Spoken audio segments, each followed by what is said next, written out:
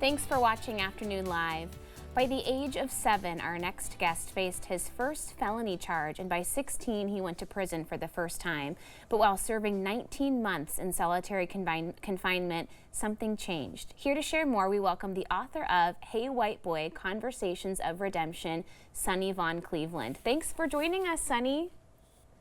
Hi, thank you so much for having me. Tell me about what motivated you to write this book. There's some pretty heavy stuff in here, but I imagine that you wanted to share your story. Yeah, there's definitely some heavy components to it. I was inspired to write this book and share the story of my life because somebody once took a chance and helped me and mentored me, and I know that there's a lot of kids that are going through some of the things that I went through, and there's a lot of people that walk that same path that may not know how to overcome or how to get past their past trauma or even the current situation that they're dealing with. And it was my goal to write this down as a bit of inspiration that someone could use to say, I'm going through the same thing, and this is how this guy got over it. Maybe I can employ some of these tactics and get through it myself. I think a lot of people can relate to a lot of the things that you've overcome. Tell me more about the title. It kind of represents part of that turning point of your life.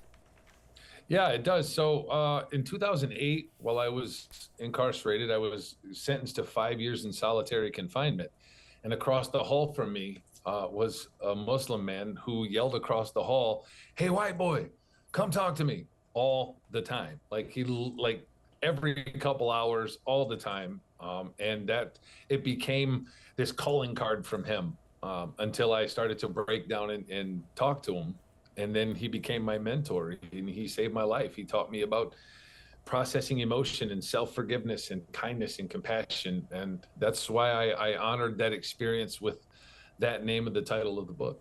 Yeah, sometimes it just takes one person, and you never know where that one person might be that can really change your life. I want to ask you about, specifically diving into some really painful experiences in your childhood. How did you navigate writing about those things in the process of writing this book? So my wife co-authored the book with me. She we had a really strict process that we did. We get up every morning at 5 o'clock, we have our coffee, and she basically would interview me about each phase of my life. And it's easy to talk to my wife, especially because we have that personal relationship.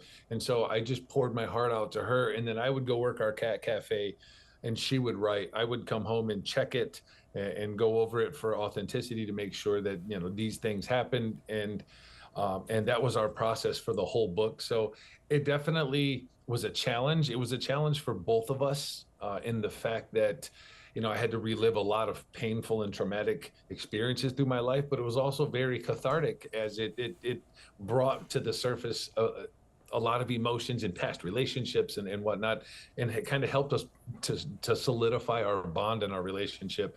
So it was a very growing process as well at the same time, and it was pretty healing, actually. Oh, that's really beautiful. Can you take us back in time to that 7-year-old kid who winds up with a felony charge? I think picturing a 7-year-old, a lot of us have a hard time even imagining that a child could be facing something like that. What was that like for you? So I was 7 years old, and I broke into a church, me and my brother, and we weren't obviously very good criminals, and we got caught very shortly thereafter. And what happened when they charged us with this felony, I went to court and I was given 60 days probation. And while I was on probation, all the men that were abusing me went away. And when I got off probation, they came back. So in my young mind, I found inadvertently a way to protect myself from the abuse. And so I got into more trouble and got more probation. And this became the cycle of my life. I just continued to get into trouble.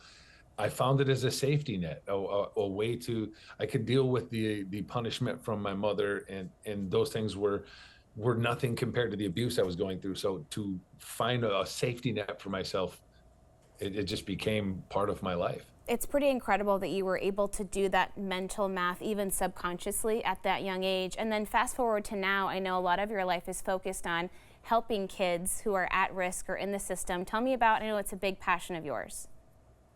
I'm so passionate. I do a lot of volunteering in juvenile facilities to go in and show these kids that are 13, 14, 15 years old that this doesn't have to be the path of your life. Like, you don't have to be consumed by the pain and the trauma that you've experienced in the short period of time that you've been alive, and that you can turn it around any moment and heal yourself. And I work at the Boys and Girls Club in the San Gorgonio Pass in California. And it's so incredible to be able to inspire these kids that are, some of them live in poverty, some of them have really broken homes, and to be able to go in and show them that through my experience in my life that I've been where you are, and that there is hope, that there is a way to overcome, there's a way to endure and get through it.